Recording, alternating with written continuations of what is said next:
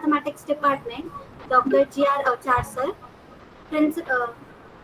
convener of today's program, Dr. V.P. Chauhan ma'am, and last but not the least, our respected college professors and our dear students.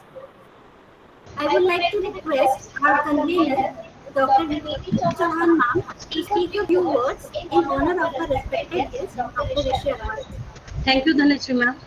First of all, I pay my humble homage to founder, president of Sri Shivaji Education Society, Dr. Panjab Rao, alias Bhausaheb Deshmukh. Good morning, one and all present here. Today we have with us Honorable Speaker Dr. Rishi Agrawal sir to speak on topics perspectives of MSc Mathematics. Welcome you, sir. I would Namaskar. like to introduce today's guest speaker, Dr. Rishi Agrawal sir. He has passed his MSc Mathematics with third merit position in summer 1996 from Nagpur University. He has cleared NET JRF. Sir has joined Hislop College, Nagpur as a lecturer in 1998 at the age of 24 years. Now he has been working as an associate professor and head of the Department of Hislop College, Nagpur since 2002. He has been awarded with PhD degree on 9th May 2018. He has published 16 books, workbooks and books on mathematics. Sir has also published 14 research papers in national and international journals. Today's key speaker, Dr. Rishi Agrawal sir, has been working as a life member on various academic bodies like the Indian Mathematical Society Pune, the Association of Mathematics Teachers of India, Chennai, Shikshan Sanskriti, Uttan Nats, New Delhi, and Nagpur University Mathematics Teachers Association, Nagpur. So today we have with us such an all-rounder and vibrant personality as a speaker. I would like to welcome and congratulate to today's guest speaker, Dr. Rishi Agrawal sir. Thank you so much. Thank you, madam. Thank you very much.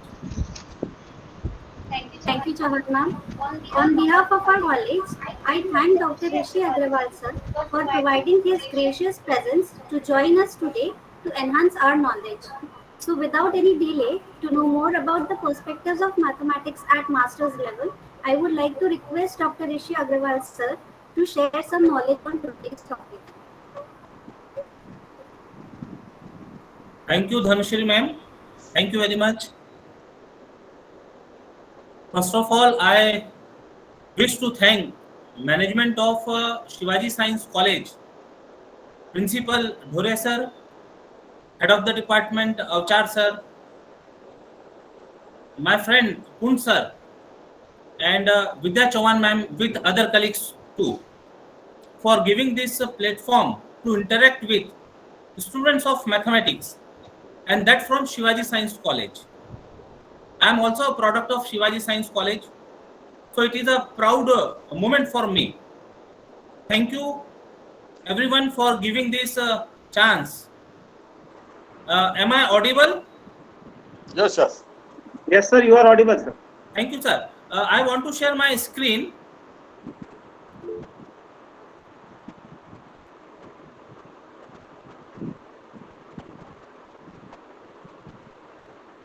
Yes, is it visible? Screen? No, sir, till now, no. You can't see.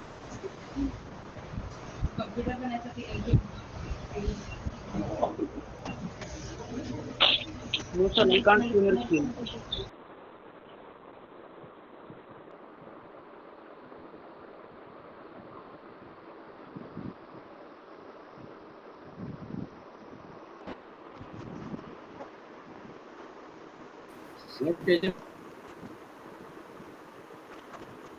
तर जे 3 dot आहे ना त्याच्या बाजूला upward arrow आहे तिथून share करा.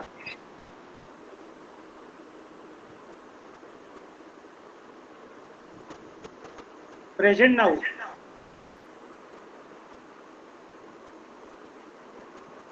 Agarwal sir.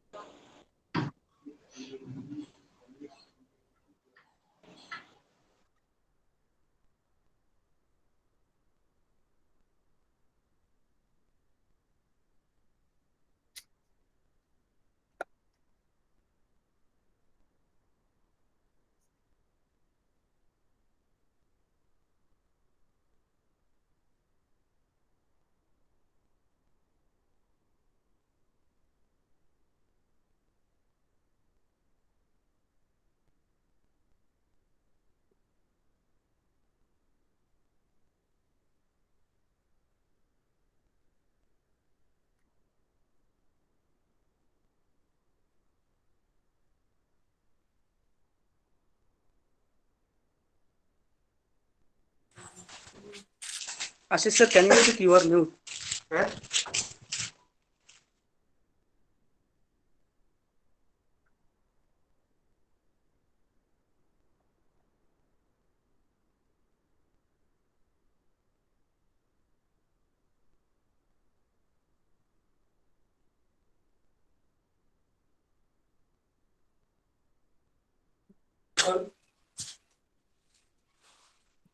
Ashish sir, can you check your mute?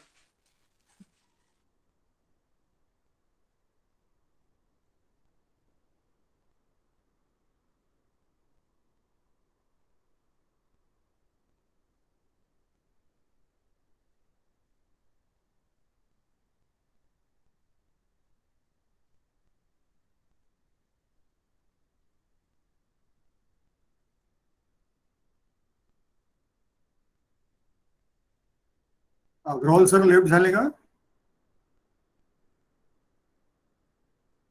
हो.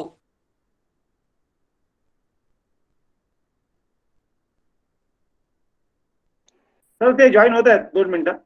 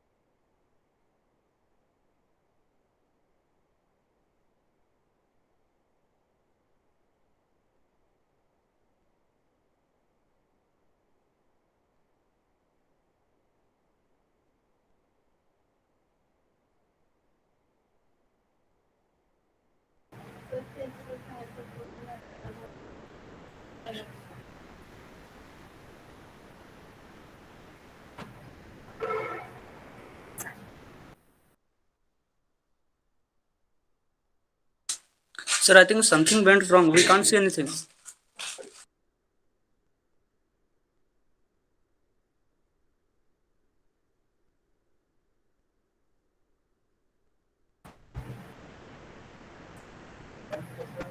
There's a bit inconvenience with the network issue, so please kindly stay with us. We'll start shortly in 2 to 3 minutes.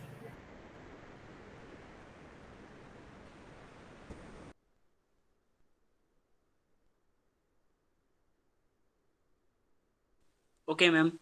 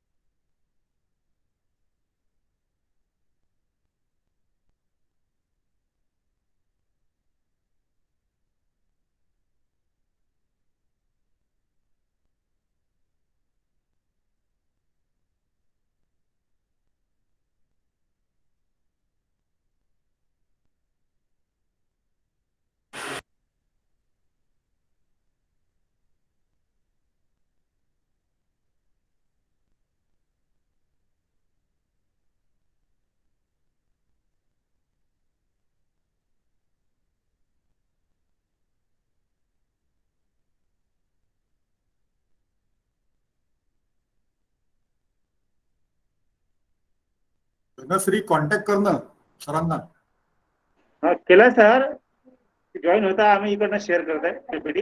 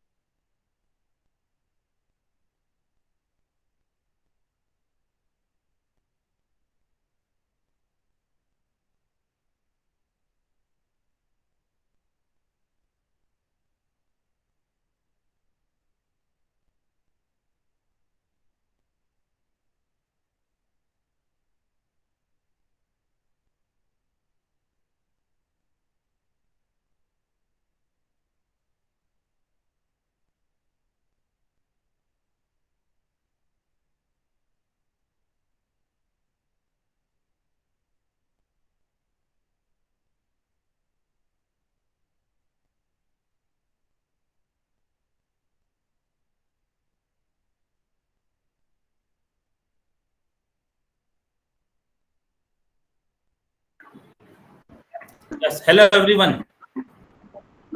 Hello. Good morning sir. Good morning. अभी ठीक है सब? Yes sir. Okay, अभी ठीक है sir. Thank you sir. So this is the technical difficulties जो हम लगभग पिछले 1-1.5 साल से फेस कर रहे हैं। ऑफलाइन जब टीचर और ऑडियंस आमने सामने हो तो उसकी बात ही कुछ और है, और जब हम डिपेंडेंट होते हैं टेक्नोलॉजी पर तो कभी कभी इस तरह के ऑब्स्टेकल्स से हमें जूझना पड़ता है, लेकिन जहां चाहा वहां रहा, ये बात चरितार्थ होती है। एक छोटे से इवेंट के लिए कितनी तैयारी करनी होती है, और वो तैयारी यदि बीच में इस तरह से कुछ डिस्टरबेंस आ जाए तो आपके एंड पर भी इधर भी सब कुछ डिस्टर्ब हो जाता है। But patience is must. So once again thank you management, principal, Avchar sir, for giving this chance. Let us start with today's topic, perspective of MSc Mathematics. Now the term perspective means कुछ ऐसी चीज जो होने के लिए 3 dimension में है, 4 dimension में है, लेकिन हम उसको कंस्ट्रेंट करते हुए 2 डायमेंशन में रिप्रेजेंट करने की कोशिश कर रहे हैं। एमएससी के जो 2 साल हैं, वो 2 साल को फेस करने के बाद, उसको एक्सपीरियंस करने के बाद जो आपके अनुभव होंगे, वो 2 साल की चीजें बताने के लिए कम से कम आपको 2 महीने, 2 हफ्ते या 2 दिन तो लगेंगे ही लगेंगे। तो ये जो 2 साल का एक्सपीरियंस है जो आप फील करने वाले, फेस करने वाले, इन्हें 1 घंटे में आपके साथ रखना, ये थोड़ा चैलेंजिंग वर्क है, बट कोशिश करते हैं। So all the audience, be ready with your pen and notebook. कुछ भी पॉइंट यदि ऐसा लगता है जो शायद आपके काम आ सकता है तो उन्हें नोट डाउन करते रहिएगा, और एक का पेज, A4 साइज पेज या जो भी पेज आपके पास अवेलेबल हो, वो पेज की तैयारी करके रखिएगा। बीच में एक एक्टिविटी भी हम करेंगे उस पेज से related. Yes sir, next please.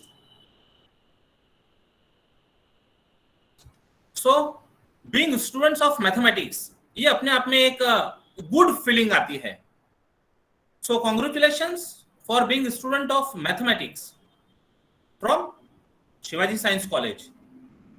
यदि आप एक मैथमेटिक्स स्टूडेंट्स और एक नॉर्मल स्टूडेंट जिसका मैथमेटिक्स नहीं है, ऐसे 2 स्टूडेंट्स के साथ बात करते हैं तो मैक्सिमम टाइम आप डिफरेंशिएट कर सकते हैं कि yes this is student of mathematics. Reasons क्या होंगे? तो रीजंस उसका जो टॉकेटिव पैटर्न होगा, उसका जो रीजनिंग स्किल होगा, एनालिसिस स्किल होगा, इमेजिनेशन पावर जो लिया हुआ होगा, वो बाकी के लोगों से थोड़ा डिफरेंट जरूर होगा। यदि ये सारी चीजें हम अपने आप में महसूस करते हैं तो say yes I am a student of mathematics. और यदि इनमें से कुछ बातें हम मिस कर रहे हो तो फिर से अपने आप को रिस्ट्रोस्पेक्ट करने की जरूरत है। और ये जो क्वालिटीज अभी हमने बात की, इमेजिनेशन, एनालिसिस, रीजनिंग, ये चीजों को फिर से आइडेंटिफाई करते हुए अपने अंदर इनबिल्ट करने की जरूरत है, तब we are students of mathematics, हम कहला पाएंगे। आप में से जो एमएससी के स्टूडेंट्स हैं डेफिनेटली ग्रेजुएट हो गए हैं, तो 3 साल का आपके साथ एक्सपीरियंस है। कुछ स्टूडेंट्स बीएससी के भी हो गए यहाँ पर, तो उन्होंने ऑलरेडी 11-12 मैथमेटिक्स पढ़ा हुआ है। तो इन all are students of mathematics. So be proud of student of mathematics. Next please sir. अब मैथमेटिक्स पढ़ तो रहे हैं, what is the purpose of learning mathematics? कई बार ऐसा देखने में आता है कि कॉम्बिनेशन होने की वजह से, अब जिन्होंने एमएससी मैथमेटिक्स चूज किया है, basically this talk is arrange for MSc mathematics student, लेकिन गैदरिंग में जैसा कि मैडम ने बताया कि बीएससी के स्टूडेंट्स भी जो फ्यूचर में एमएससी मैथमेटिक्स करने वाले, उनको भी एक पाथवे मिलता है ताकि वो अपना इंटरेस्ट अभी से डेवलप कर सके और आने वाले समय के लिए अभी से तैयार रहें। तो what is the purpose of learning mathematics? Mathematics पढ़ने के लिए अभी जो थोड़ी देर पहले हमने क्वालिटीज की बात की, वो तो है ही है। एंड साथ में जब हम हमारे लेफ्ट लोब और राइट लोब की बात करते हैं, लेफ्ट लोब और राइट लोब, तो यहाँ पर जो क्रिएटिविटी है, क्रिएटिविटी के साथ जो एनालिसिस पावर का यदि हम इस्तेमाल करते हैं, creativity is part of art side और reasoning is a part of analysis mathematics side. ये जब दोनों का बैलेंस होता है, creativity plus reasoning, creativity plus analysis, artistic view plus explanations, convincing ability, तो हमारी जो लाइफ होती है वो बैलेंस्ड होती है। ये जो बैलेंसिंग चाहिए लेफ्ट लोब और राइट लोब का, this is very very essential for living a successful life. Mathematics कई मायने में इसको बैलेंस करने के लिए हमारी हेल्प करता है। मैथमेटिक्स में जो हम सिलेबस पढ़ते हैं, वो सिलेबस पढ़ने के साथ साथ थ्योरेटिकल पार्ट के proof, theoretical theorems, proof, problems, तो ये सब कहीं ना कहीं धीरे धीरे हमारी थिंकिंग एबिलिटी को स्ट्रॉन्ग करते हैं। एक प्रॉब्लम, अनसॉल्व प्रॉब्लम हमने सॉल्व करना शुरू किया, पता नहीं उसका आंसर क्या आने वाला है।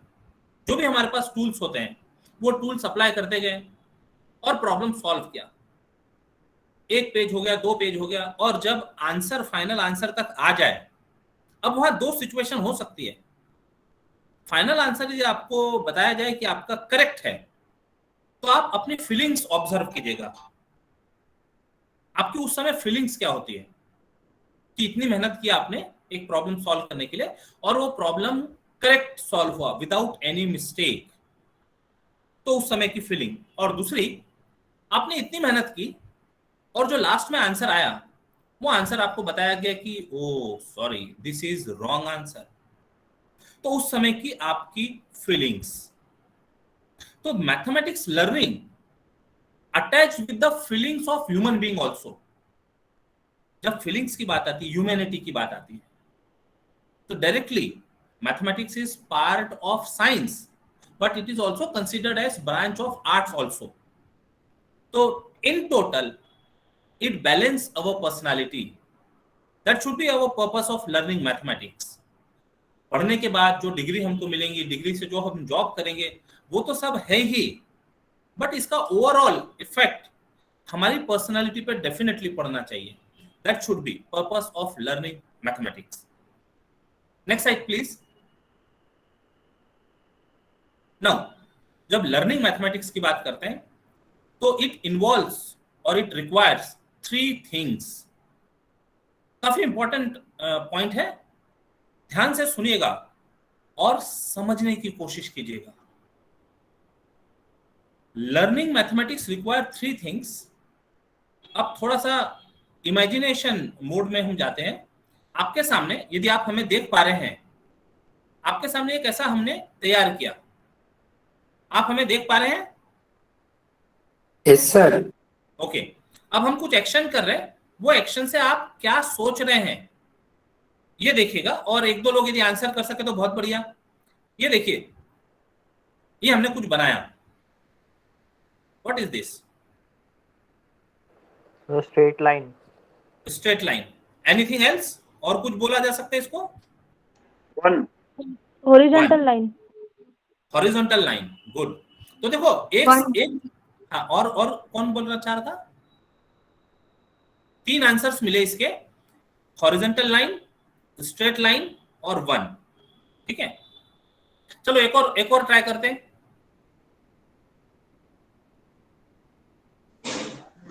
ट्रायंगल। ट्रायंगल। फिर से ध्यान से देखिएगा, और बीच में से ड्रॉ कर रहे हैं। ए प्लस अब एक बार तो सब है ना, अपने आप के लिए एक बार सब अपने आप के लिए क्लैप कर सकते हैं कि आपके सामने बोर्ड नहीं है, आपके सामने कोई डिजिटल बोर्ड नहीं है, ब्लैक बोर्ड नहीं है, आप केवल एक्शन देखकर चीजों का रिप्लाई कर रहे हैं, आंसर दे रहे हैं। इसका मतलब ये जो सारी बातें हैं, ये कहीं ना कहीं आपके पास स्टोर्ड है, आप उसको कोरिलेट कर रहे हैं और कोरिलेट करके आंसर दे रहे हैं। तो 2 आपके सामने हमने कुछ ड्रॉ किया, आपने उसके आंसर दिया। फर्स्ट का आंसर दिया 1 हॉरिजॉन्टल लाइन, स्ट्रेट लाइन, और सेकंड के लिए थोड़ा सा विजुअलाइजेशन का प्रॉब्लम रहा होगा, इसलिए पहले ट्रायंगल दिखा, बट बाद में फिर से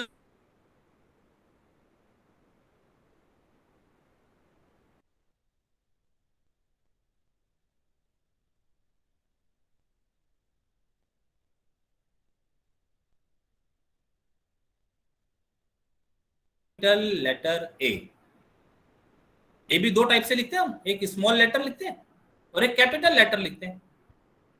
तो कौन सा ए हुआ ये? Capital letter A. अब ए किसी के लिए ए फॉर एप्पल हो सकता है, किसी के लिए ए फॉर एरोप्लेन हो सकता है, right? Yes, sir. Yes, okay, agreed. तो this A is different for different people. Now अब ये जो चीजें अभी हमने की, इसी से रिलेटेड जो 3 थिंग्स है, इसके बारे में जरा डिटेल में डिस्कस करेंगे। And this is very important for learning mathematics. जो हमने पहले ड्रॉ किया, जब आपने उसको आंसर दिया, तो जो हमने ड्रॉ किया वही आपने आंसर दिया या आपने कुछ और उसको इंटरप्रेट करके दिया? हमने जब कुछ बनाया तो this was just a symbol.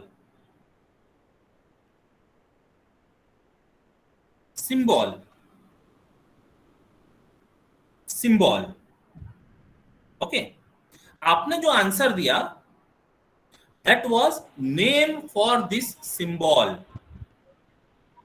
तो पहला जो पॉइंट था, first point was symbol, second point is name to that symbol. अब जब हमने ऐसी कुछ सिंबल तैयार किया तो उसके डिफरेंट नेम्स आए, horizontal line, straight line, one, ये सब क्या है? इस सिंबल के डिफरेंट नेम्स है। ये नेम से आप रिकॉग्नाइज कर पा रहे हैं जो आप देख रहे हैं उसको। और फिर दूसरा सिंबल तैयार किया तो उसके लिए आपने नाम दिया ए। ठीक है, ये 2 बातें समझ में आ रही है? Yes, sir. एक सिंबल, Yes. दूसरी बात थी उसका नेम। अब तीसरी और मोस्ट इंपॉर्टेंट थिंग इज, उसको हम थोड़ी देर के बाद डिस्कस करते हैं। ये जो 2 चीजें, पहले इसको और दूसरे एंगल से समझ लेते हैं।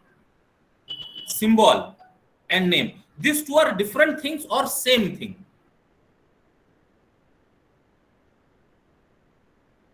I think it is different, sir. Yes, sir. I think it is different. Yes, these 2 things are different. Symbol is different, its name is different. कई बार हम ये गलती कर जाते हैं दोनों को एक समझने की। हम सिंबल को नाम और नाम को सिंबल ये समझ लेते हैं। फॉर एग्जाम्पल,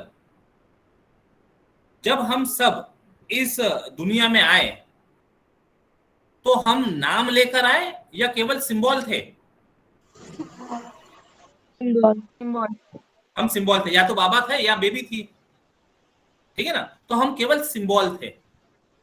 फिर हमारा एक बहुत बड़ा फंक्शन किया गया, नामकरण फंक्शन जिसको कहते हैं, और उसको एक वो जो सिंबल था उसको एक नाम दिया गया।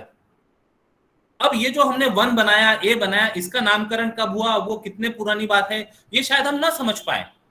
लेकिन हम हमारे नामकरण जो फंक्शन रहा होगा, नामकरण संस्कार जो हुआ होगा, उसको अपने से रिलेटेड नहीं भी तो हमारे फैमिली में किसी और का नामकरण संस्कार हुआ होगा तो उससे तो रिजेंबल कर सकते हैं। तो सिंबल को मिल गया नेम। अब जब सिंबल को नेम मिल गया तो हम अपने आप को कई बार नाम समझने लगते हैं या सिंबल समझने लगते हैं, नाम भूल जाते हैं। जैसे फॉर एग्जांपल ऋषि। तो अब ये जो ऋषि है जो दिख रहा है, सही में ऋषि सिंबल है या नाम है? तो अब यहां से ये 2 को अलग करने की जरूरत है। Symbol was given name as Rishi. जो भी आपका नाम है, आप नाम अलग है और आपका जो रियल एग्जिस्टेंस है, सिंबल है, वो डिफरेंट है। यदि कुछ और नाम रखा होता, मान लो राहुल रखा होता, राज रखा होता, तो कोई राज नाम से बुलाता तो ये राज चला जाता था, राहुल नाम से बुलाता तो राहुल चला जाता था। अब क्योंकि इतने सालों से इस पर्टिकुलर सिंबल को ये नेम अटैच कर दिया, 1 to 1 करस्पॉन्ड कर दिया, तो जब ये नाम बुलाया जाता तो ये सिंबल चला जाता है वहां पर। नाम कुछ और भी हो सकता था, सिंबल वही है, नाम कुछ और हो सकता था। तो ये 2 बातें, सिंबल और नेम, ये डिस्टिंग्विश कर पाएंगे आप लोग? Yes, sir. अपने नाम को अपने आप से अलग थोड़ी देर के लिए सही, विजुअलाइज करने की कोशिश कीजिए। यदि हम अपने आप को केवल अपना नाम के साथ समझते हैं तो शायद हमें आगे बढ़ने के लिए दिक्कतों का सामना करना पड़ेगा। और जो 2 साल का मैथमेटिक्स कोर्स है, ये 2 साल के मैथमेटिक्स कोर्स को पढ़ने के लिए भी कुछ डिफिकल्टीज फेस करनी होगी। लेकिन जैसे हम ये 2 चीजों को अलग कर दें, अपना नाम अलग कर दें और सिंबल वो अलग अलग कर दें, तो फिर हम थर्ड पॉइंट पर बहुत आसानी से जा सकते हैं। तो ये 2 चीज अलग अलग हो रही है क्या? Yes sir. चलिए अभी थर्ड चीज पर चलते हैं। Third and most important thing is, जब हमने ऐसा कैपिटल लेटर ए लिखा और कहा कि ये जो कैपिटल लेटर ए है, ये कैपिटल लेटर ए किसी के लिए ए फॉर एप्पल हो सकता था, किसी के लिए ए फॉर एरोप्लेन हो सकता था। मतलब व्हाट दिस एप्पल और aeroplane means, it is the meaning given to that name. Third point is meaning given to that name, which is given to the symbol. So mathematics is basically a literature of symbols. यदि ये बात हम समझते हैं कि जब भी हमको मैथमेटिक्स पढ़ना है तो बिना सिंबल्स के काम हो नहीं सकता। छोटी छोटी सी बात पे सिंबल्स आ जाते हैं। स्टार्ट ही करते हैं, let x be the unknown. Now what is x? Is symbol. क्या कहा उसको? वेरिएबल। मीनिंग क्या दिया? Something which is unknown. Symbol, variable and meaning to that name. यदि मीनिंग न दिया जाए तो हम सिंबल्स को उनके नाम के साथ इस्तेमाल कर पाएंगे आसानी से? Yes. Without meaning can we use the symbols? No sir. No sir. जब हम बिना मीनिंग के सिंबल्स को यूज नहीं कर सकते, एक छोटी सी क्लास में से नर्सरी, जब तक के ए को मीनिंग नहीं दिया जाएगा, ए फॉर एप्पल, या उसको उसका पिक्चर नहीं दिखाया जाएगा, A for Apple, A for aeroplane, तो वो बच्चे को पढ़ने में बड़ी दिक्कत होगी, वो आगे नहीं बढ़ पाएगा। तो जब तक कि हमको सिंबल्स के नेम विद एग्जैक्ट मीनिंग पता नहीं होते, तब तक हमारा लर्निंग ऑफ मैथमेटिक्स ये फ्रूटफुल नहीं हो सकता। तो लर्निंग को फ्रूटफुल बनाने के लिए मीनिंग क्लियर होना जरूरी है। एक एक सिंबल का मीनिंग क्लियर होना जरूरी है। तो 3 बातें हो गई, symbol, name and meaning to that symbol. बात तो हम मैथमेटिक्स की कर रहे हैं, लेकिन केवल मैथमेटिक्स तक अपने आप को रिस्ट्रिक्ट करना ये सफिशिएंट नहीं होगा, क्योंकि स्टार्टिंग में ही हमने देखा कि learning mathematics develop your personality also. तो 2 चीज अभी हमने इंडिविजुअल के तौर पर डिस्कस की, symbol and its name. Now comes third point, which is meaning to that name. अपने आप में सोचिए, क्या हमने हमारे नाम को, क्या हमने हमारे सिंबल को कोई मीनिंग दिया हुआ है क्या? यदि मीनिंग दिया हुआ है तब तो आपकी जो जर्नी है ये डेफिनेटली आप तय समय पर पूरी कर लेंगे। जो भी आपने मीनिंग दिया होगा, जो भी आपने ड्रीम देखा होगा, उसको फुलफिल करने के लिए जितना समय लगने वाला है, उतने समय में आप अपने मीनिंग को जरूर से अचीव कर लेंगे। लेकिन यदि मीनिंग ना हो तो जो भी हमारी जर्नी है, 3 साल बीएससी के, 2 साल एमएससी के, ये केवल चलना होगा, और उसको और दूसरे शब्दों में कहे तो भटकना होगा कि चल रहे लेकिन कहां जाना है पता नहीं। तो ये टाइम पास हो जाएगा। और जब इस तरह के कोर्स को हम अपनी चॉइस से ऑप्ट करते हैं, तो यहां पर हमको हर सेकंड को वैल्यू देने की जरूरत है, हर एक मिनट का मीनिंगफुल यूज करने की जरूरत है। तब तो हम इस कोर्स के साथ जस्टिफाई कर पाएंगे, और जो हमने सोचा है, जो मीनिंग हम लेकर चले हैं, उसको अचीव कर पाएंगे। बातें समझ में आ रही है? Yes, sir. ऐसा नहीं हो सकता आज के समय में कि केवल डिग्री के लिए हम इस तरह के पोस्ट ग्रेजुएशन कोर्सेस करें। शायद पहले के समय में हो जाया करता था कि लड़की पढ़ी लिखी है, पोस्ट ग्रेजुएट है, तो लड़का अच्छा मिल जाता है उसको। लेकिन आज लड़का और लड़की दोनों इंडिपेंडेंट होना जरूरी है, दोनों को अपने पैरों पर खड़े रहना जरूरी है। समय बदल रहा है, तो बदलते समय के साथ साथ हमको हमारी सोच बदलने की जरूरत है। जब हम हमारी सोच बदलेंगे और जमाने के साथ चलेंगे, तब हम अपने खुद के जो अचीवमेंट्स है उनको एंजॉय कर पाएंगे। ओके, आगे बढ़े। Yes, sir. पेपर एक्टिविटी, तो जो थोड़ी देर पहले हमने कहा था कि आपके पास एक ब्लैंक पेज हो या लिखा हुआ पेज रहा है तो भी चलेगा। एक पेज आपके हाथ में ले लीजिए, Yes, sir. एक पेज ले लीजिए, ठीक है। चलिए, है सभी के पास पेज है? Yes, sir. Yes, sir. अब जो जो इंस्ट्रक्शंस हम देते हैं वो इंस्ट्रक्शंस को फॉलो कीजिएगा, आंख बंद करके, ठीक है। Yes, sir. सुनना हमको हमारे ईयर से है, तो थोड़ी देर के लिए ये जो एक्टिविटी है, ये एक्टिविटी के लिए अपनी आंखें बंद कर लें और केवल इंस्ट्रक्शंस को फॉलो करें। रेडी? Yes, sir. अब वैसे भी आप सब अपने अपने घरों में हैं, तो आपके आजू बाजू तो कोई दूसरा पार्टिसिपेंट होगा नहीं जो इस प्रोग्राम को अटेंड कर रहा है, तो डिस्टर्ब होने की कोई बात ही नहीं है। पर फिर भी यदि आप आंख बंद करके करते हैं तो शायद इसके रिजल्ट्स कुछ और अलग तरीके से निकल कर आ सकते हैं। चलिए, आंखें बंद कर लिया। अब जो हम इंस्ट्रक्शंस दे रहे हैं उसको फॉलो कीजिएगा। ये पेपर का फोल्ड कीजिए, हाफ फोल्ड, पेपर को हाफ फोल्ड कर लीजिए, आंखें बंद करके, आंखें बंद करते हुए पेपर को हाफ फोल्ड कर लीजिए। अभी आप हमको भी नहीं देख पा रहे हैं, करेक्ट?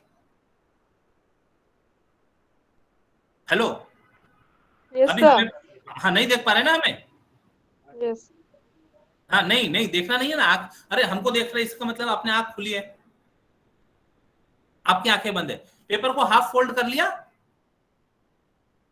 Yes, sir. कर लिया। अब उसका एक और हाफ फोल्ड कर लीजिए,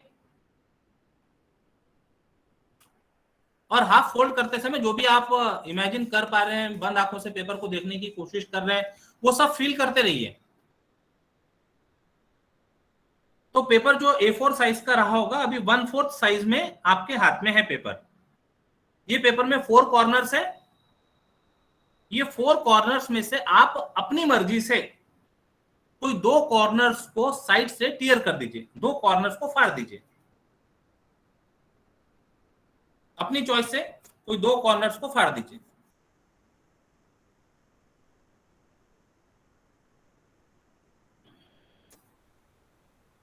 हो गया इतना वर्क? Yes, sir. ठीक है। और अब वो पेपर को बंद आंखों से ही खोल के रख लीजिए, पूरा ओपन कर लीजिए पूरा पेपर, और अपनी आंखें खोलकर वो पेपर को देखिए।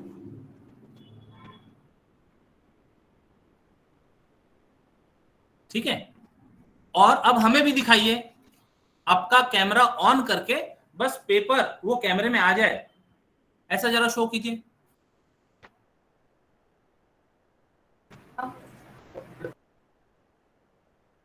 केचे सर, इसका स्क्रीनशॉट ले सकते हैं तो बहुत अच्छी बात है। ये जो पेपर दिखा रहे हैं सभी लोग, इसका यदि आप स्क्रीनशॉट ले सकें तो good, that will be good.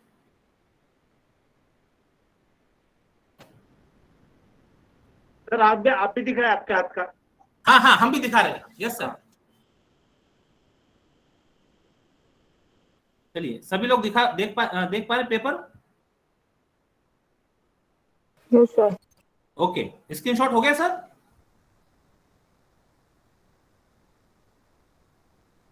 Screenshot हो गया सर? हाँ, हो गया सर, हो गया। अच्छा, अभी जो लोग पेपर देख पा रहे हैं, जितने लोगों की भी दिख रहे हैं स्क्रीन पर, सभी पेपर एक जैसे हैं क्या? नहीं सर। No sir. नहीं है ना? No sir. नहीं है। वेरी गुड, वेरी गुड, बस यही आंसर एक्सपेक्टेड था। ओके, आ जाइए अपने सेशन में, आ जाइए फिर से। ये सब ऑनलाइन सेशन चल रहा है। ऑनलाइन सेशन में आपने जितनी स्फूर्ति से ये सब काम किया और जिस तरह के आपने अपने पेपर्स की इमेजेस दिखाई, ये काबिले तारीफ है। जब इस तरह की चीज हम ऑफलाइन मोड में करते हैं तो क्लास का जो एटमॉस्फेयर होता है, एनर्जी लेवल होता है, वो कुछ और डिफरेंट होता है, लेकिन उसको मैच करने की कोशिश कर रहे हैं और ये सब आपके सपोर्ट से हो पा रहा है। यदि ये एक्टिविटी में आपने पार्टिसिपेट नहीं किया होता और आप इस तरह से अपने जो पेपर से वो नहीं दिखाए होते तो शायद आगे नहीं बढ़ पाते थे। तो एक आंसर तो आप लोगों से मिला कि सारे जो पेपर्स देखें वो पेपर्स डिफरेंट थे। इंस्ट्रक्शन सबको हमने डिफरेंट डिफरेंट दिए थे क्या? सभी को इंस्ट्रक्शंस डिफरेंट दिए थे क्या? No sir. No sir. सबके कान में आके अलग अलग चीजें बताई थी क्या? नहीं, नो सर। नहीं ना?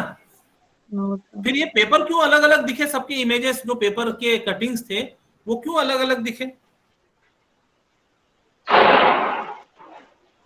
यस, हर किसी का कटिंग जो अलग अलग कॉर्नर से हुआ था, 4 में से 2 कॉर्नर कट कर दिए इसलिए।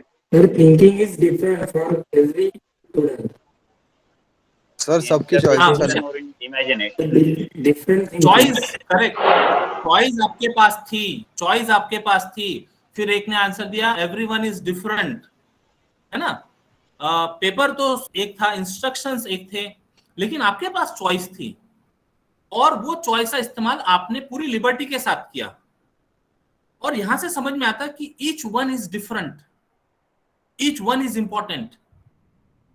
कई बार ये रियलाइज करने में बहुत वक्त चले जाता है कि yes I am different, I am special. ये रियलाइजेशन होना बहुत जरूरी है। If I am special, if I am different, तो मेरी जो चॉइसेस है वो भी दूसरों से डिफरेंट होनी चाहिए, मेरे जो डिसीजंस है वो दूसरों से डिफरेंट होने चाहिए, मेरा जो वर्किंग पैटर्न है वो दूसरों से डिफरेंट होना चाहिए। अदरवाइज केवल ये जो बॉडी है, ये बॉडी डिफरेंट होने से काम नहीं चलेगा। हमारी ओवरऑल एक्टिविटी ये दूसरों से डिफरेंट होनी चाहिए। भले हम सेम वर्क करें, एक ही वर्क दो लोग एक साथ एक समय पर करें, लेकिन दोनों का वर्किंग पैटर्न डिफरेंट होगा बिकॉज ऑफ इंडिविजुअल पर्सनैलिटीज। तब हम भला क्यों किसी से कॉम्पीट करें? यदि हम किसी के जैसा बनना चाहेंगे तो शायद हम अपने आप को ओरिजिनली जो है वो फाइंड आउट नहीं कर पाएंगे। ये बात तो कंफर्म होगी कि each one is different. Yes, sir. Yes sir. Each one is special. Yes, sir. Yes sir. तो वो जो हमारी स्पेशलिटी है, वो स्पेशलिटी को कब हम एक्सप्लोर करेंगे, है ना? और किसके लिए एक्सप्लोर करेंगे, दैट इज इंपॉर्टेंट। तो हमेशा जब कंपटीशन की बात आती है तो कंपटीशन किसी और से नहीं बल्कि खुद से होनी चाहिए। Next slide please sir. Compete with yourself.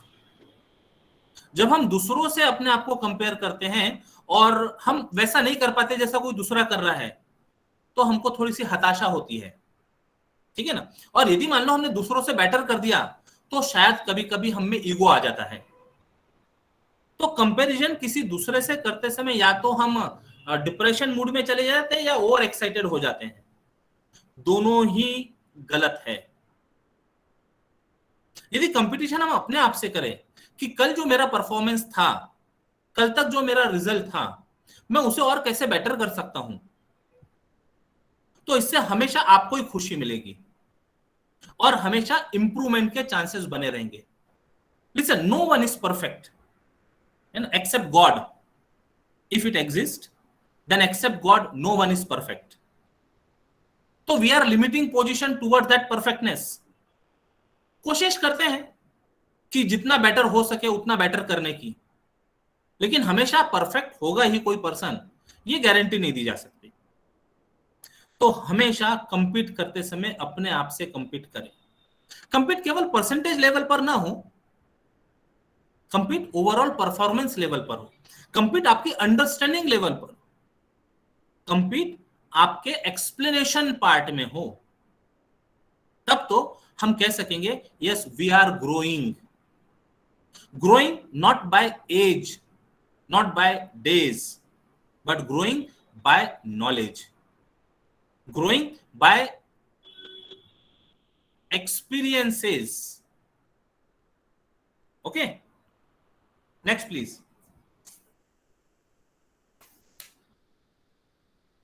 तो अब इतनी सारी बातें होने के बाद फिर मैथमेटिक्स पढ़ना है, तो ये मैथमेटिक्स केवल अब सब्जेक्ट ना रह जाए।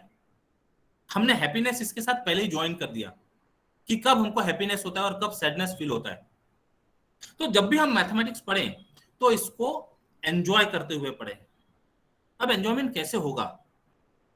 ये जो आपके 2 इयर्स है ऑफ मैथमेटिक्स, ये बहुत क्रूशियल इयर्स है। Crucial years why? जनरली हमें कहा जाता है कि आपके 12th के बाद जो आप स्टेप लेते हैं, डिसीजन लेते हैं, वो आपका करियर डिसाइड करता है। Yes, definitely, all right. अब 12th के बाद बीएससी ले लिया बच्चों ने, बीएससी के बाद करियर से रिलेटेड जब सर्च करने की कोशिश की तो बहुत लिमिटेड ऑप्शंस दिखते हैं, तो हम हायर एजुकेशन की तरफ डाइवर्ट हो गए। हायर एजुकेशन में हमने एमएससी मैथमेटिक्स चूज किया। तो अब एमएससी मैथमेटिक्स ये बीएससी मैथमेटिक्स का बड़ा भाई है, ऐसा कह सकते हैं। बीएससी में आपने 3 इयर्स में जो टॉपिक्स पढ़े वो टॉपिक्स सैंपल्स थे। एक एक पेपर का नाम यदि आप ले लें, algebra, analysis, matrices, partial differential equations, है ना, मैकेनिक्स, डिफरेंशियल इक्वेशंस, ये सब सैंपल थे, आपको परोसे गए, सैंपल्स परोसे गए, और इस तरह से बीएससी का सिलेबस आपने कंप्लीट किया। अब वो कैसे कंप्लीट किया ये थोड़ा सा एनालाइज कीजिएगा कि सही में पढ़कर उसको कंप्लीट किया या अभी केवल ऑनलाइन एग्जाम का हमको बेनिफिट मिल गया तो हम वो एग्जाम पास हो गए। जो भी, अब जो हो गया उसको तो हम बदल नहीं सकते, लेकिन जो आने वाला समय है वो आने वाले समय के लिए हम तैयारी जरूर रख सकते हैं। तो जो हो गया उससे लेसन्स ले लें, अपने लिए क्या उसमें से आउटपुट निकाल सकते हो वो निकाल लें, और आगे के लिए कैसी तैयारी करें इस पर फोकस करने की जरूरत है। ऐसा कह सकते हैं 50 to 70% जो आपका सिलेबस होगा वो थ्योरेटिकल पार्ट होगा। थ्योरेटिकल पार्ट मतलब थ्योरम और प्रूफ। तो जहां थ्योरम और प्रूफ की बात आती है तो आधे बच्चे वैसे ही डर जाते हैं, अरे प्रूफ बहुत आसान होता है। यदि आप अभी जरा चीजों को समझेंगे तो थ्योरम और proof as compare to solving unsolved problem हमेशा आसान होता है, बिकॉज हमको पता होता है मंजिल क्या है, कहां पहुंचना है, क्या आंसर आने वाला है, ये हमको पता होता है यदि हम थ्योरम और प्रूफ की बात करते हैं। तो आपके पास गिवन डेटा होता है, आपको कहां तक जाना है ये पता होता है, आपको जो बीच का जो सफर है ये बीच का सफर तय करना भर होता है। गिवन डेटा से क्लेम तक पहुंचने का सफर आपको करना है। अब जब ये पढ़ रहे हैं तो अब धीरे धीरे आपको इंडिपेंडेंट फ्रॉम टीचर होना पड़ेगा। बहुत ध्यान से सुनिएगा हम क्या कह रहे हैं। हो सकता है बीएससी तक आपने टीचर की उंगली पकड़कर बीएससी कर ली, लेकिन जब अब आप एमएससी करने जा रहे हैं, masters of science in mathematics, तो इसका क्या मतलब ये भी समझते हैं।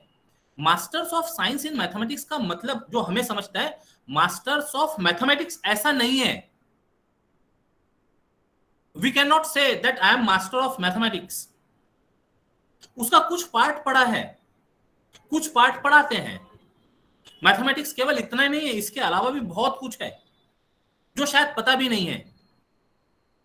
तो master of science in mathematics का मतलब जो हम समझते हैं वो ये कि ये 2 साल के बाद आप में इतनी मास्टरी आ जाती है कि जो टॉपिक आपको पढ़ाना हो वो आप पढ़कर खुद पहले समझ सके और फिर जो आपने समझा है उसको सामने वाले को समझा सके।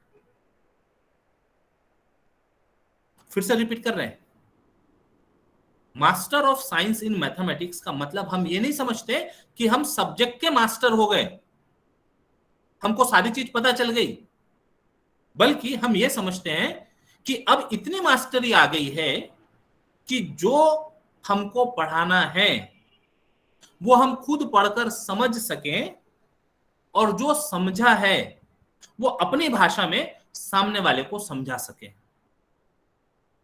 एमएससी मैथमेटिक्स का मीनिंग हमें ये लगता है। बात कुछ समझ में आ रही है आप लोगों को? Yes, sir. ठीक है। तो अब ये जब सब करना है, अल्टीमेट एम क्या है? चीजों को समझना। तो जो समझने की प्रक्रिया है ये इंडिविजुअल प्रक्रिया है, इंडिविजुअल प्रोसेस है। आपको जो टीचर का सपोर्ट मिलता है, जो आने वाले 2 सालों में आपको टीचर्स का सपोर्ट मिलेगा, वो आपके लिए केवल गाइडेंस हो, वो केवल गाइडेंस हो। वो गाइडेंस की हेल्प से अब आप में सेल्फ स्टडी की हैबिट डेवलप होना चाहिए। और वो भी कैसे? सेल्फ स्टडी की हैबिट डेवलप कैसे हो? जब आप पढ़े, जो भी आपने स्कूल कॉलेज, जो भी आपने कॉलेज में क्लासेस अटेंड की, वो क्लासेस से आपको नोट्स मिल गए, एक गाइडलाइन मिल गई। अब ये 2 साल जब आप पढ़ें, सेल्फ स्टडी करें घर में, तो कम से कम आपके टेबल पर 3 चीजें होनी चाहिए, 3 रेफरेंसेस होने चाहिए। एक, जो आपने नोट्स कलेक्ट किए हैं क्लासेस के थ्रू, वो। दूसरा, जो भी टेक्स्ट बुक होगी उस टॉपिक की, जो भी फॉरेन ऑथर की सिलेबस में जो भी टेक्स्ट बुक मेंशन होगी वो टेक्स्ट बुक। और तीसरी बात, जो भी इंडियन ऑथर की उस टॉपिक से रिलेटेड बुक है वो। ये 3 चीजें आपके टेबल पर होनी चाहिए जब आप सेल्फ स्टडी कर रहे हो।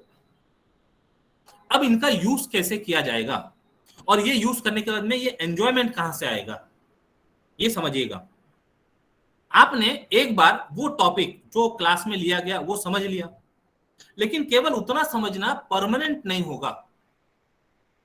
आप घर में आकर जब अपना सेल्फ स्टडी करें, तो सेल्फ स्टडी करते समय वो जो टेक्स्ट बुक सिलेबस में मेंशन किए, जनरली फॉरेन ऑथर्स की बुक होती है, उसको पढ़ें।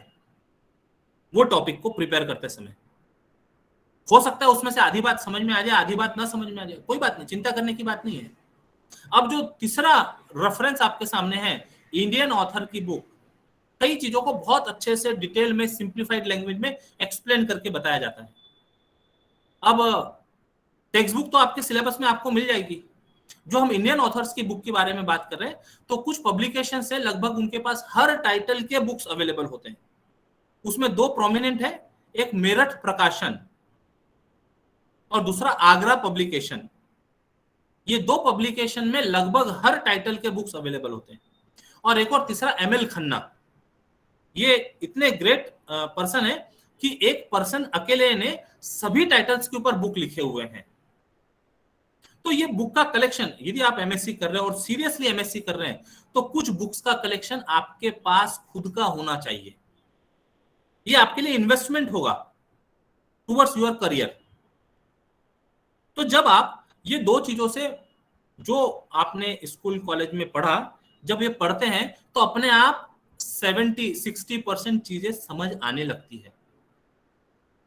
अब चौथा और इंपॉर्टेंट पार्ट, आप अपने नोट्स, अपनी हैंडराइटिंग में ये 3 रेफरेंसेस के साथ खुद की राइटिंग में बनाएं, तब वो आपको 100% अंडरस्टैंडिंग उस टॉपिक का प्रोवाइड करेंगे। हो सकता है कभी कभी 1 या 2 थ्योरम का प्रूफ तैयार करने के लिए आपको 1.5 से 2 घंटे लग जाए, लेकिन जब 1 सिटिंग में आप ये काम करें और जब ये करके उठे, तो एक सेटिस्फैक्शन फील होता है, सेटिस्फैक्शन फील होता है, और यहां से एंजॉयमेंट क्रिएट होगा। आपने 2 घंटे लगातार पढ़ाई की और 2 घंटे के बाद जब आप उठ रहे हैं, फॉर एग्जांपल पानी पीने के लिए उठ रहे हैं, आप टहलने के लिए उठ रहे हैं, तो उठते समय जो 2 घंटे आपने वर्क किया ना, उसका पिक्चर अपने माइंड में घूमने दीजिए, उसको रोटेट करने दीजिए। यदि आप कोई बढ़िया सी मूवी देखकर आते हैं थिएटर से, तो आपके ये स्क्रीन पर वो मूवी के ना कुछ शॉट्स, कुछ सीन्स चल रहे होते हैं। तो 2 घंटे यदि आपने इंडिपेंडेंटली बैठकर कुछ कंस्ट्रक्टिव वर्क किया है आपके रजिस्टर में, तो ये आपका मटेरियल हो गया, आपका इंडिविजुअल मटेरियल हो गया। तो जब आप 10 मिनट का ब्रेक लेने के लिए उठे तो उसको सोचिए कि आप कहां से चले थे, क्या क्या टूल्स आपने इस्तेमाल किए और कैसे आप रिजल्ट तक पहुंच गए। जब ये आप इमेजिन कर पाएंगे, और ऐसा हर चीज के लिए, पूरे सिलेबस के लिए, और डे 1 से, ये एकदम लास्ट मोमेंट की बात नहीं कर रहे हैं हम, ये डे 1 से बात कर रहे हैं, तब आप सब्जेक्ट को एंजॉय कर पाएंगे। ये सब्जेक्ट आपके लिए बोर्डम नहीं होगा, ये सब्जेक्ट आपके लिए हैप्पीनेस का रीजन बनेगा, एंजॉयमेंट का रीजन बनेगा। और यदि ये आपने डेली बेसिस पर किया तो इससे रिलेटेड आप आगे वाली जो कॉम्पिटिटिव एग्जाम्स होगी वो बहुत आसानी से कर पाएंगे। केवल एमएससी तक रहना आज के समय में फिजिबल नहीं है, उसके बाद में आपको कुछ कॉम्पिटिटिव एग्जाम्स देनी होती है, गवर्नमेंट जॉब्स के लिए कहो, है ना, लेक्चररशिप के लिए कहो, नेट सेट एग्जाम्स देनी होती है। तो ये जो तैयारी आपकी है, ये तैयारी सब आपको उस समय काम आएगी। तो सब्जेक्ट को केवल हमको एग्जाम के लिए नहीं पढ़ना है, ये सब्जेक्ट जितना हम अपने अंदर उतार सकें, जितना हम उसको एब्जॉर्ब कर सकें, उसके लिए पढ़ने की जरूरत है। तो एंजॉय अपने आप सब्जेक्ट को कर पाएंगे। Is it clear? Yes, sir. Yes, sir. Next please. Face value and place value, ये दोनों टर्म फेमिलियर है? Yes, sir. Yes, sir. कोई बोलकर बता सकता है what is face value and what is place value?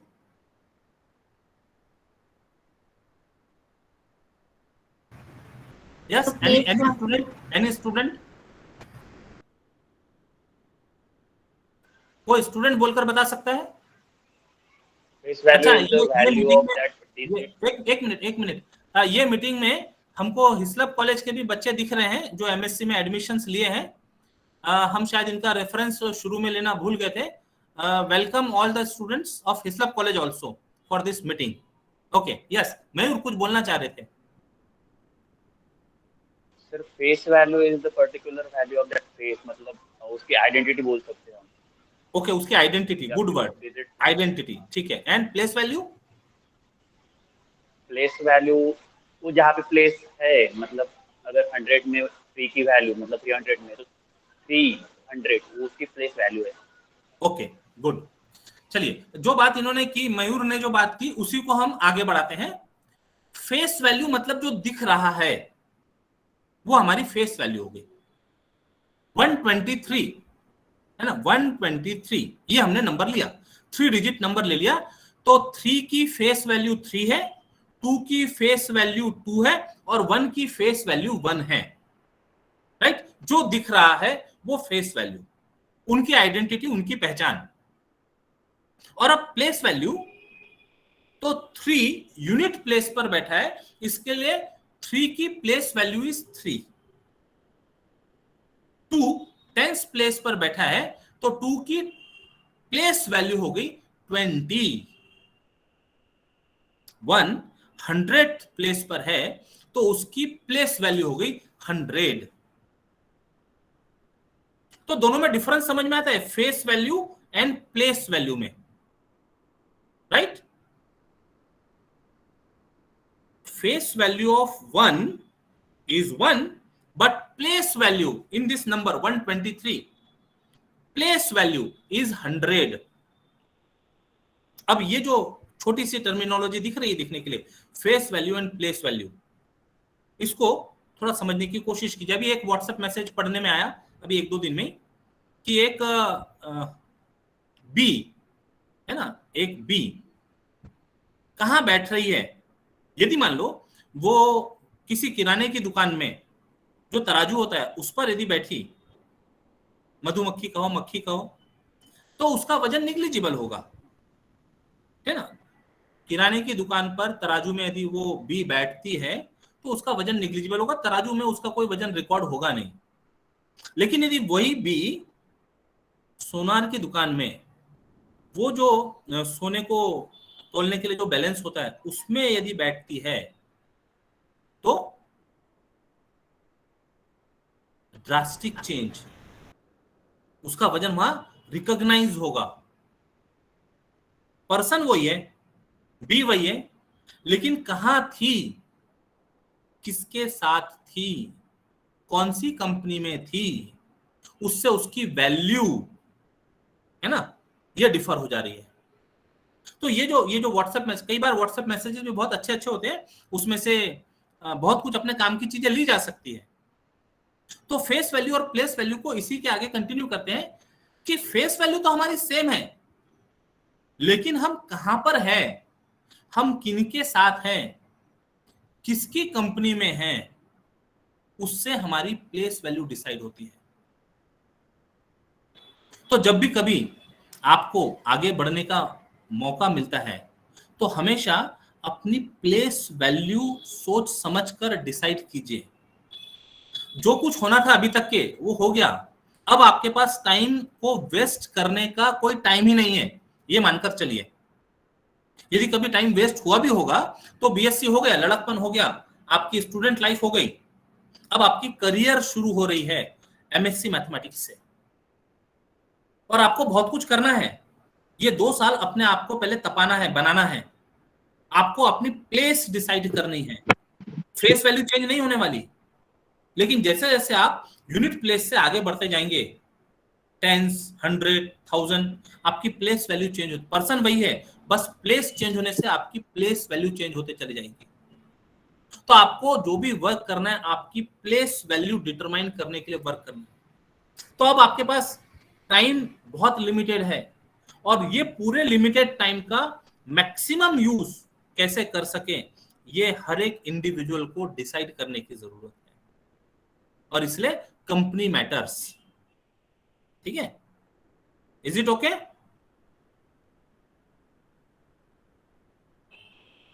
Hello, face Yes, sir. और place समझ पा रहे हैं? Yes, sir. अब से यानी आज के बाद से हम हमारी फेस वैल्यू के पीछे ना पड़े, हमको हमारी प्लेस वैल्यू क्रिएट करनी होगी। ठीक है, और हर एक इंडिविजुअल को अपनी प्लेस वैल्यू क्रिएट करनी होगी, क्योंकि आगे चलकर उसको अपने आसपास एक सराउंडिंग क्रिएट करना है जो सोसाइटी के लिए हेल्पफुल होगा, जिसको हम नेक्स्ट स्लाइड में भी कंटिन्यू करते हैं। Next slide please. Career opportunities after MSc mathematics. ये मानकर चलते हैं कि मैक्सिमम यहाँ पर एमएससी से रिलेटेड स्टूडेंट्स हैं, तो करियर अपॉर्चुनिटीज, कुछ बातें तो जो ट्रेडिशनल है वो तरीके से यदि बात करते हुए चले, तो यदि आपने एमएससी किया है तो एमएससी करने के बाद बीएड कर ले तो आप जूनियर कॉलेज टीचर हो गए। एमएससी करने के बाद आपने नेट सेट क्वालिफाई कर लिया तो आप डिग्री कॉलेज के लिए एलिजिबल हो गए। अभी आजकल पीएचडी भी जरूरी होगी। आप एज अ रिसर्चर सब्जेक्ट को कंटिन्यू कर सकते हो और पढ़ना, तो एज अ रिसर्चर रिसर्च जो रिसर्च सेंटर्स होते हैं, वो रिसर्च सेंटर्स को भी वर्क करने के लिए स्टूडेंट्स की जरूरत पड़ती है। तो रिसर्च सेंटर्स में काफी अच्छा स्टाइपेंड्स भी मिलता है रिसर्च करने के लिए। तो तीसरी फील्ड हो सकती है as a researcher, earning plus learning दोनों चलती है। फिर हो सकता है साइंटिस्ट, यदि आपका बहुत डीप इंटरेस्ट सब्जेक्ट में तैयार हो गया है तो आप सब्जेक्ट के लिए साइंटिस्ट लेवल तक के सोच सकते हैं। जो बड़े बड़े जो इनोवेशंस हैं ना, रॉकेट साइंसेस से रिलेटेड, वहां पर साइंटिस्ट की जरूरत पड़ती है। रियल लाइफ प्रॉब्लम को मॉडलिंग में कन्वर्ट करके उनके सॉल्यूशंस फाइंड करने की जरूरत पड़ती है, तो साइंटिस्ट। फिर केवल एमएससी हो गया तो आप अपना क्लासेस वगैरह चला सकते हो, होम ट्यूशंस आजकल लगभग उनको हर जगह दिखती है। एंटरप्रेन्योरशिप है ना, आप उसको अपना बिजनेस कह सकते हैं। डेफिनेटली सेवा भाव जरूर है, लेकिन आप इंडिपेंडेंट हैं, एंटरप्रेन्योरशिप आप शुरू कर सकते हैं। कॉर्पोरेट सेक्टर्स में इंटेलेक्चुअल पर्संस की हमेशा जरूरत होती है, और एमएससी मैथमेटिक्स पढ़ा हुआ बंदा डिसीजन ले सकता है, सही है ना, उसका एनालिसिस बढ़िया होगा, क्विक डिसीजंस ले सकता है। ये क्वालिटीज को ध्यान में रखते हुए कॉर्पोरेट सेक्टर्स में आपकी उपयोगिता हो सकती है। फिर अभी जब स्टूडेंट्स एमएससी कर रहे थे तो जनरली हम पूछते हैं एमएससी करने के बाद क्या करना है, तो एक स्टूडेंट का आंसर था शेयर मार्केट में जाना है। तो देखो एमएससी के नॉलेज से वो शेयर मार्केट को भी एक्सप्लोर करना चाहती थी, तो ये भी एक वे हो सकता है, हर किसी के अपने अपने वेज हो सकते हैं एमएससी मैथमेटिक्स परस्यू करने के लिए। और इसके अलावा भी, क्योंकि हर कोई अलग है, हर किसी की सोच डिफरेंट होगी, इसके अलावा भी और दूसरे फील्ड आप एक्सप्लोर कर सकते हैं। ये जो अभी हमने बात की, ये सब ट्रेडिशनल जो चीजें थी वो ट्रेडिशनल एस्पेक्ट्स थे। हाँ, हटकर वो जो शेयर मार्केट वाला एक हमको ओपिनियन मिला था वो हो सकता है। तो अब शेयर मार्केट ऐसा रातों रात तो नहीं आया होगा माइंड में, उसने इसका पहले से स्टडी किया होगा, उसका इंटरेस्ट रहा होगा। तो आपका इंटरेस्ट क्या है? आपने अपना टाइम, जब आपके पास फ्री टाइम हो, जब आप अकेले हो, तो आप अपना टाइम कहाँ पर देना पसंद करते हो, वहां से आप अपना पैशन आइडेंटिफाई कर सकते हैं।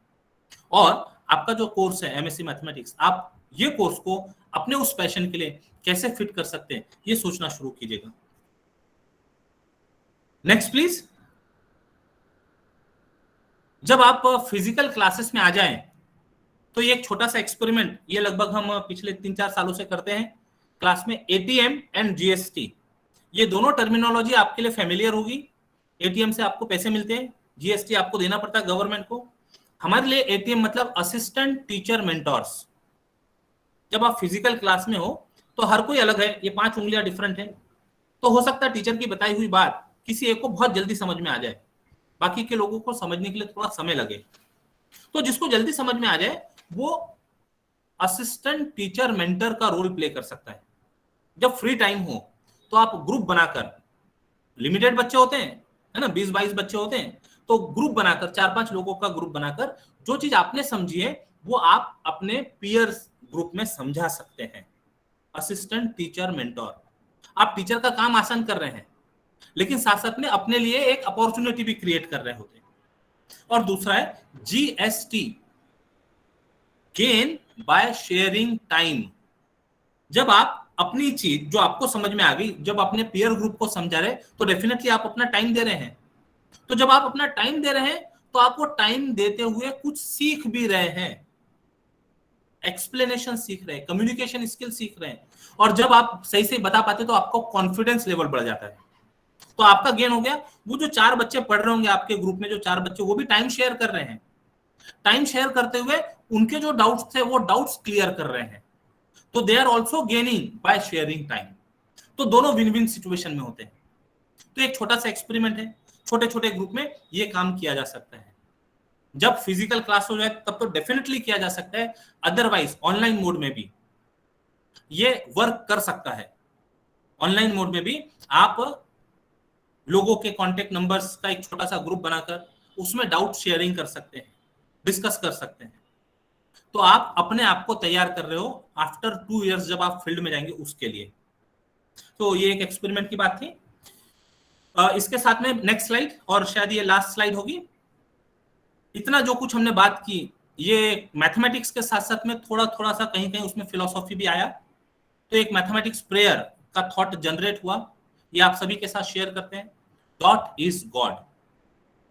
अब ये जो डॉट है, यदि इसको गॉड मानकर हम प्रे करें, मैथमेटिक्स से प्रे करें, तो you are dimensionless and can not be defined.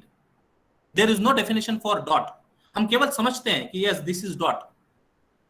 The whole word of mathematics is based on axiom of you. क्योंकि यदि हम डॉट को ही छोड़ दें, मतलब कुछ चीज ऐसी होती है जिसको बिना एक्सेप्ट किए हम आगे नहीं बढ़ सकते, और उसमें डॉट इज इंपॉर्टेंट। क्योंकि इंडेफिनेट डॉट से लाइन बनी है, लाइन से प्लेन बना है, प्लेन से सरफेस बना है, तो डॉट को एक्सेप्ट करना जरूरी है। उसी के ऊपर फिर हम पूरा मैथमेटिक्स पढ़ पाते हैं। तो the whole word of mathematics is based on axiom of you, something which is not defined. Kindly give us power for the following journey. Dot to line, that is 1 dimensional. Line to plane, that is 2 dimensional. Plane to surface, 3 dimensional. अभी तक शायद आपने 3 dimensional, vector space में n dimensional की बात की है। अभी एमएससी पढ़ते पढ़ते आप इन्फिनिट डायमेंशनल तक भी जा सकेंगे। Surface to multi dimensional space, यहां तक का जो चक्र है वो तो समझ में आता है। उसके बाद multi dimensional space to dot, तो ये जो सर्कल है कंप्लीट होता है। इसका इंटरप्रिटेशन कुछ इस तरह, आज आप कहां हैं ये फाइंड आउट करने की कोशिश कीजिए। यदि मैं फाइंड करने की कोशिश करूं तो मैं डॉट पर हूं, तो यहां से बढ़ना शुरू करूंगा। 1 डायमेंशन होने की कोशिश करूंगा, 2 डायमेंशन होने की कोशिश करूंगा, और ऐसे करते करते अपनी प्लेस वैल्यू इंक्रीज करने की कोशिश रहेगी। हो सकता है यदि आप 2 डायमेंशन में हो, प्लेन में हो, तो वहां से आगे बढ़िए, 3 डायमेंशन में जाने की कोशिश कीजिए, मल्टी डायमेंशनल में जाने की कोशिश कीजिए, प्लेस वैल्यू को बढ़ाने की कोशिश कीजिए। अब बात आती है मल्टी डायमेंशनल तक पहुंच गए, अब उसके बाद का जो डॉट है वो क्या है? तो ध्यान से देखिएगा, स्क्रीन पर देखिएगा। Yes, I M multi dimensional. अब मेरे आगे तो कोई कुछ नहीं है। Problem starts. अक्सर मल्टी डायमेंशनल लेवल पर आने के बाद ये प्रॉब्लम शुरू हो जाती है कि बस मैं और मैं और मैं, बाकी कोई नहीं। जब ये फीलिंग आ जाए तो इसका मतलब अब नीचे गिरने में ज्यादा समय नहीं बचा। मल्टी डायमेंशनल में पहुंचने के बाद shrink to a point, humbleness, politeness, ये यदि क्वालिटी हम डिजर्व करते हैं तब तक तो सब कुछ ठीक होता है। तो मल्टी डायमेंशनल स्पेस आने के बाद try to become a dot. जो फूक गया ना, वो फूके हुए को एक डॉट में कन्वर्ट कर सकें, ये एबिलिटी डेवलप हो। किससे प्रेयर कर रहे हैं? डॉट से प्रेयर कर रहे हैं। और यदि मल्टी डायमेंशनल लेवल पर पहुंच जाए तो डॉट प्रोड्यूस करने की एबिलिटी दे दें, डॉट्स प्रोड्यूस करने की एबिलिटी दे दे, ताकि वो डॉट अपनी जर्नी कंप्लीट कर सके, और ये जर्नी में हम ऐसे अनेकों डॉट्स प्रोड्यूस कर सके और उनकी जर्नी शुरू होते रहे। So this will be the contribution of each and individual for the society.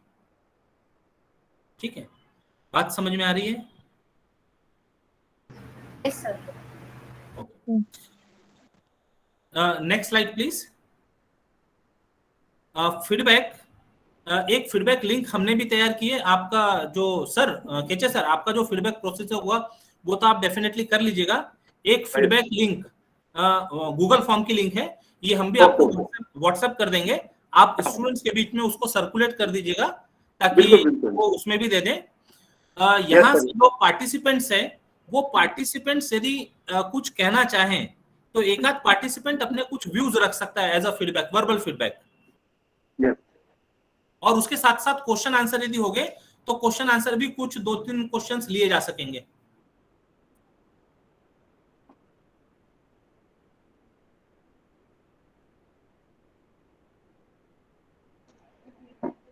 Anyone?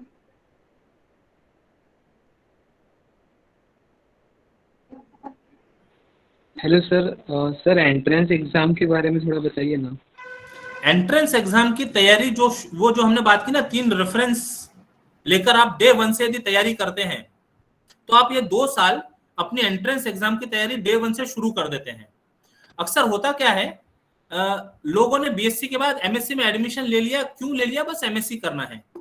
ये पता नहीं कि एमएससी करने का रियल पर्पस क्या है। Sorry sir, I mean MSc के लिए कौन सी एंट्रेंस एग्जाम दे? एमएससी में तो एडमिशन हो गया ना अभी तुम्हारा? नहीं, BSc final year. Okay okay okay, ठीक है। तो एमएससी के एडमिशंस के लिए डिफरेंट लेवल के लिए डिफरेंट एग्जाम्स होती है। जैसे आईआईटी से यदि एमएससी करना चाहते हो तो जैम एग्जाम होती है। फिर अपने यहाँ वीएनआईटी है, उनकी खुद की एक एग्जाम होती है। और बाकी जो नागपुर यूनिवर्सिटी से रिलेटेड, जैसे शिवाजी साइंस कॉलेज हो गया, हमारा कॉलेज हो गया, जहां पर एमएससी कोर्स है, तो वहां जो आपका बीएससी का रिजल्ट है, वो बीएससी के रिजल्ट के बेसिस पे, मेरिट बेसिस पर एडमिशंस होते हैं। तो आपकी 3 साल की तैयारी कैसी है, आप किस लेवल पर हैं, वो देखते हुए आप डेफिनेटली हायर लेवल के लिए तैयारी कर सकते हैं। तो जैम और इंडिविजुअल इंस्टीट्यूट्स के टेस्ट होते हैं। तो जहां आपको जाना है वहां की जो एंट्रेंस टेस्ट होगी, वो एंट्रेंस टेस्ट के लिए तैयारी आपके जो बेसिक कोर्स है बीएससी का, उसी को सही तरह से पढ़ा तो आप वो टेस्ट दे सकते हैं।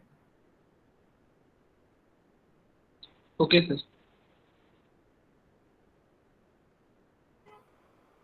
अच्छा, एक चीज और, ये बड़ा अच्छा क्वेश्चन था।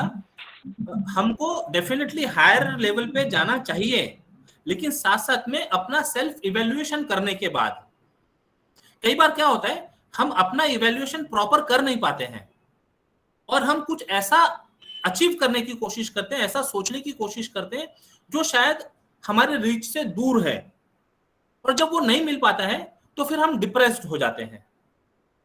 तो जब भी हम कुछ बिग ड्रीम करें तो अपने रियलिटीज को ध्यान में रखते हुए हम बिग ड्रीम करें, एंड जो भी ड्रीम कर रहे हैं उसका कंटेंट यदि हमारे पास है तो वो ड्रीम हम फुलफिल भी कर सकते हैं।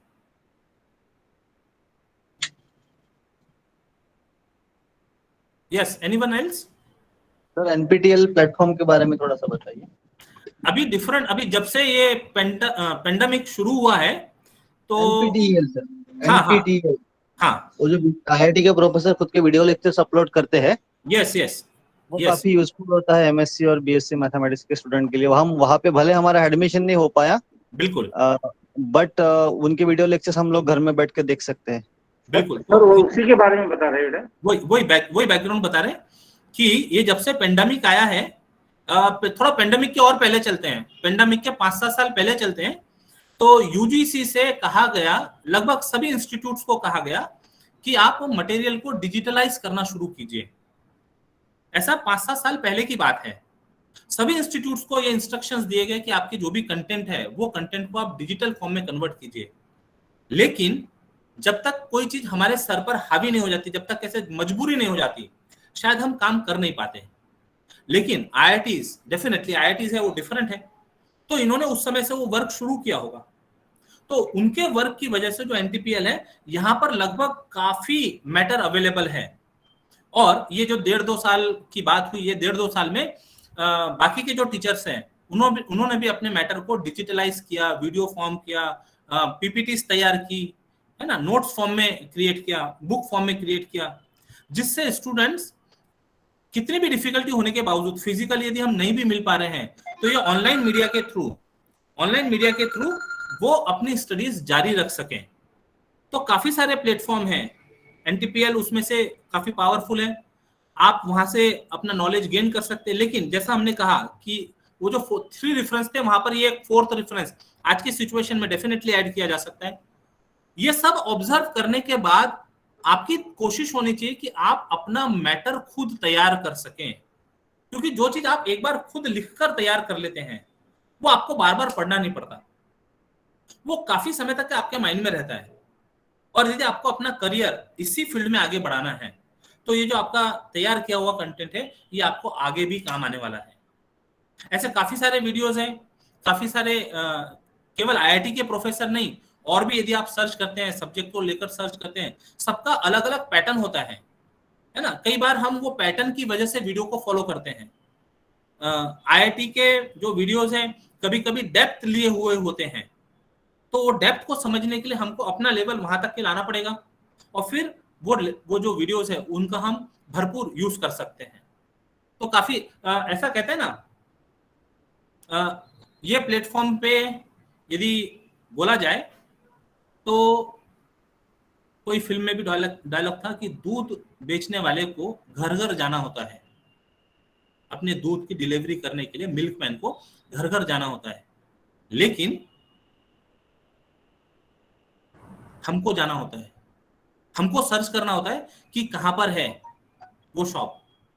ठीक है, तो जिसकी चाह हो, जिसमें इच्छा हो, वो बराबर ढूंढ लेता है कि उसको कहां से नॉलेज मिलेगा।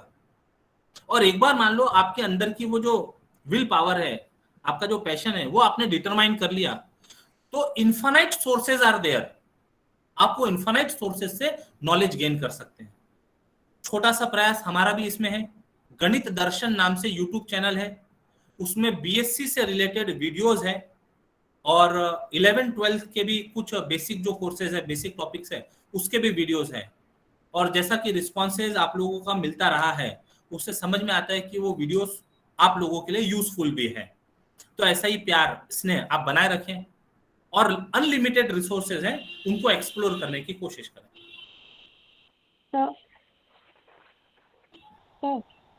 हमारा एक क्वेश्चन है सर। दीपाली बोलो। सर मैथमेटिक्स में पीएचडी करना है तो उसके लिए क्या करना पड़ेगा? पीएचडी, इसका यदि फुल फॉर्म समझने की कोशिश करें तो डॉक्टरेट ऑफ फिलॉसफी। ठीक है, अभी ये लेक्चर के दौरान हमने थोड़ी थोड़ी सी फिलोसॉफी यूज की, छोटी छोटी सी बातें सब्जेक्ट को रिलेट करते हुए थोड़ी थोड़ी सी फिलोसॉफी की बात की। और जो अभी हमने कहा गणित दर्शन, यूट्यूब चैनल का नाम है गणित दर्शन मैथमेटिक्स एंड फिलोसॉफी। तो जब पीएचडी की बात करते हैं तो पीएचडी का फुल फॉर्म हो गया doctorate of philosophy. Master of science की जब बात कर रहे थे एमएससी, अब साइंस में एमएससी हो गया, कॉमर्स में एमकॉम हो गया, मास्टर्स ऑफ कॉमर्स, आर्ट्स में एमए हो गया, मास्टर्स ऑफ आर्ट। तो पीजी लेवल तक के डिफरेंट डिफरेंट टाइटल है, एमएससी, एमकॉम, एमए। लेकिन जब आप इसको और डीप लेवल में पढ़ने जाते हैं तो फिर एक नाम आ जाता है PhD in that particular subject. तो 3 अलग अलग स्ट्रीम जब एक जगह जाकर मिल रही है तो यहां आपको किसी एक टॉपिक की डीप स्टडी करनी होती है। और जो डीप स्टडी है, ये डीप स्टडी आपको उसके रूट तक लेकर जाती है।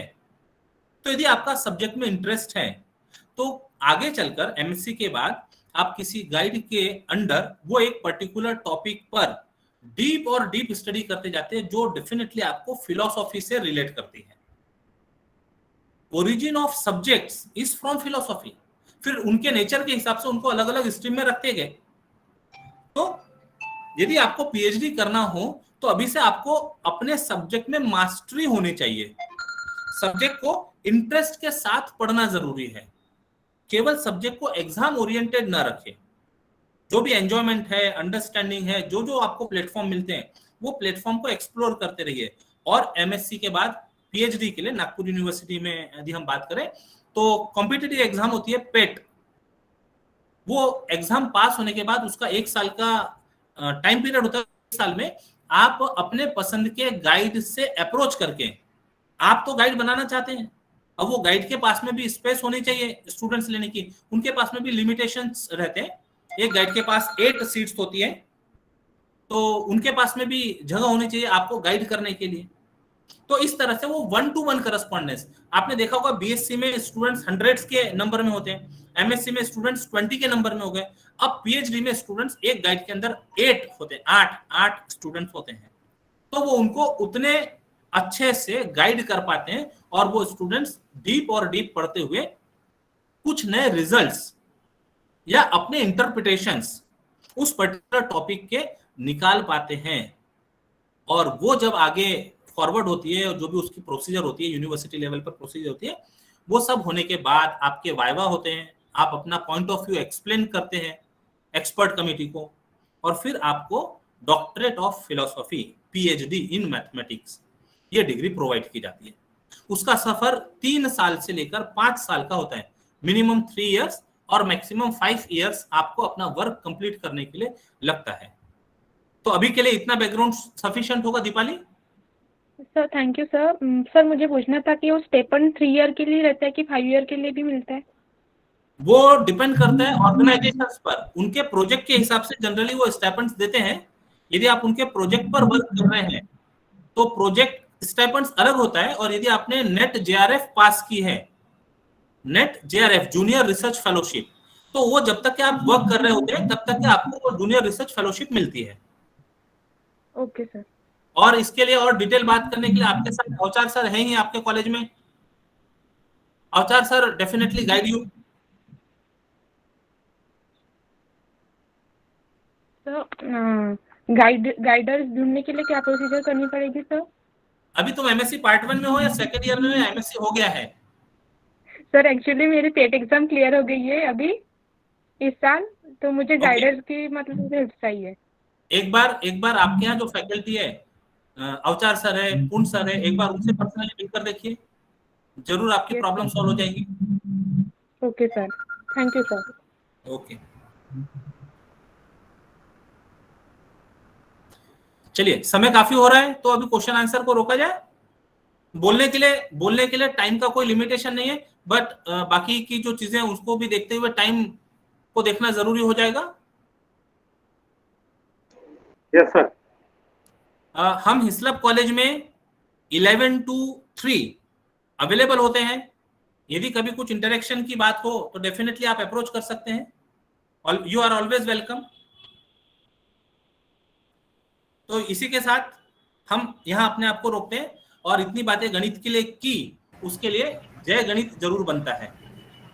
जय गणित, जय गणेश। जय गणेश sir. जय जय जय गणित, गणेश। जय जय गणित। जय Ganesh. Over to Thank you. you. Thank you very much, sir, for sharing such great information. I'm sure your knowledge shared today will definitely help and guide our young minds, encouraging them in not just the subject but also in life. Uh, like sir said, purpose is very essential for one to help make choice and progress in the field. So thank you, sir, for shining light on the subject and giving us valuable knowledge. So in all, I can sum up that it won't be wrong that maths just doesn't help make advances in the world, but also helps us learn in daily life to make us a better version of ourselves. Now I humbly request our coordinator, Dr. A.V. Avchar sir, Vice Principal and Head of Mathematics Department, to kindly say a few words. Avchar sir. Thank you, Dhanasri.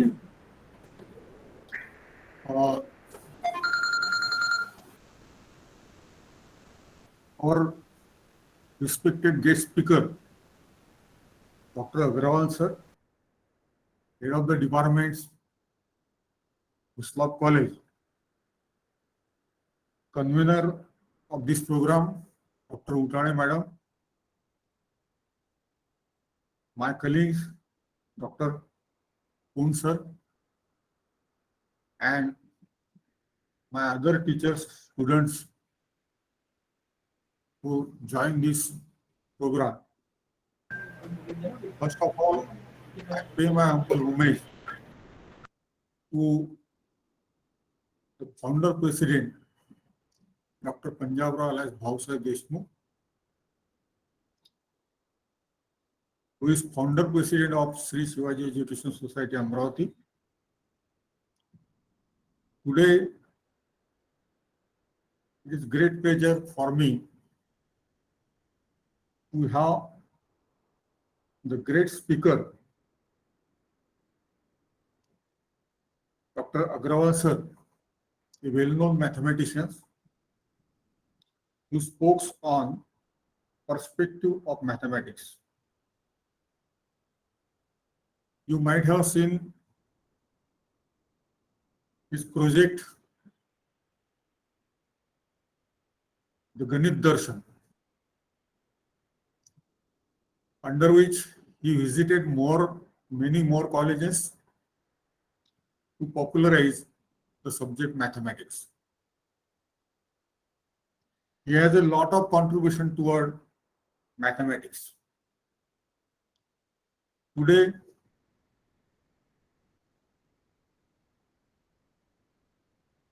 he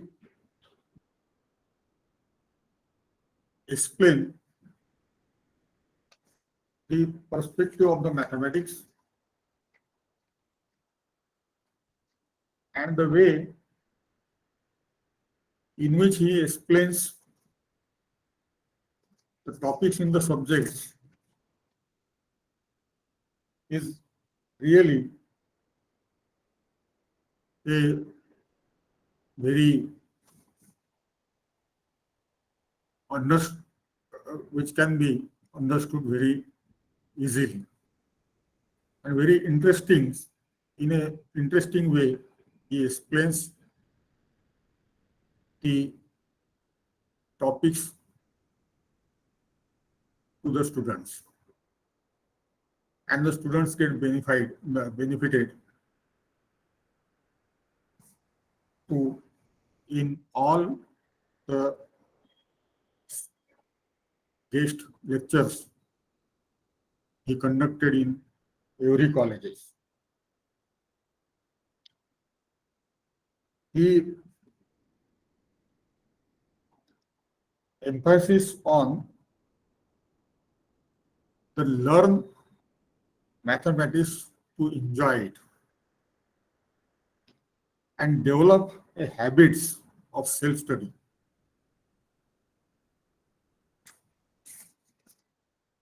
One more thing, he emphasis on that one should not learn the subject only for examinations, but also learn the subject to enjoy and to obtain the good knowledge for their futures. He also explains various career opportunities after post-graduations. I am really thankful Dr. Agrawal sir for giving us this your valuable times, and hope that our students will also get knowledge from you in future. Once again, I am thankful to Dr. Agrawal, and with this word, I end my two words. Thank you very much. Thank you, sir. Thank you very much, sir. Madam, Dhanashree madam, Yes, sir. एक बार सबसे camera on करके एक screenshot लेने के लिए क्या देते हैं? हाँ, ठीक है सर.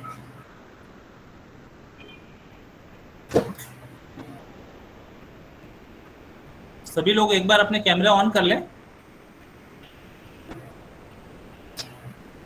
जितने मैक्सिमम कैमरे ऑन हो गए उतना फोटो अच्छा होगा. अभी डिजिटल मीडिया में यही हमारे पास प्रूफ्स होते हैं.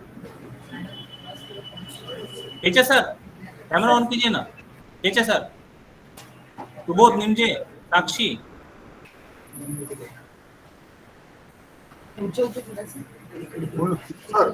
Camera Subodh, Nimje, Sakshi, कुहिदे.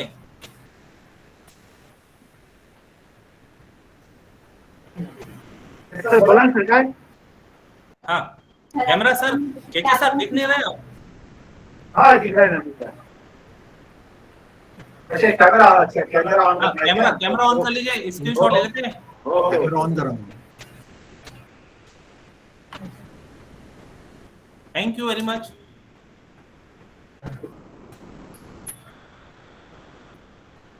Thank you, sir. I would like to request Dr. Shubhangi Kene ma'am for the vote of thanks. Thank you, Dhanishri ma'am. Good afternoon to all. Today, on behalf of Department of Mathematics, Sri Shivaji Science College, Nagpur, a guest lecture has been organized. We had an informative and knowledgeable guidance on the topic of perspective of MSc Mathematics. Dr. Rishi sir given us his valuable time to interact with our students on this topic. I heartily thanks to you, our today's resource person, Dr. Rishi Agrawal sir, for giving us knowledge how to enjoy mathematics in academics, also in daily life. We have us with today as a chairman, Dr. Honorable Principal, Dr. Professor M.P. Dhore sir. Thank you so much, sir, for giving time from your busy schedule. I am thank to Coordinator and Vice Principal Dr. G.R. Avzar sir for guiding us to organize this day's lecture. I would like to thank also to Dr. H. sir, and I would like to thank to convener Dr. Vidya Chauhan ma'am for organizing such wonderful lecture. Last but not least, I express my gratitude towards all teaching and non-teaching staff of Mathematics Department. I express my sincere gratitude towards each and everyone for listening patiently. Thank you much. Thank you so much, everyone. So with this, we conclude our today's program. Thank you everyone for giving us your valuable time, and have a great day. Thank you, Agrawal sir.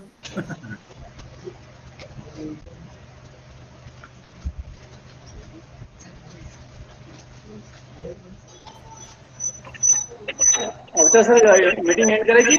हाँ. Okay.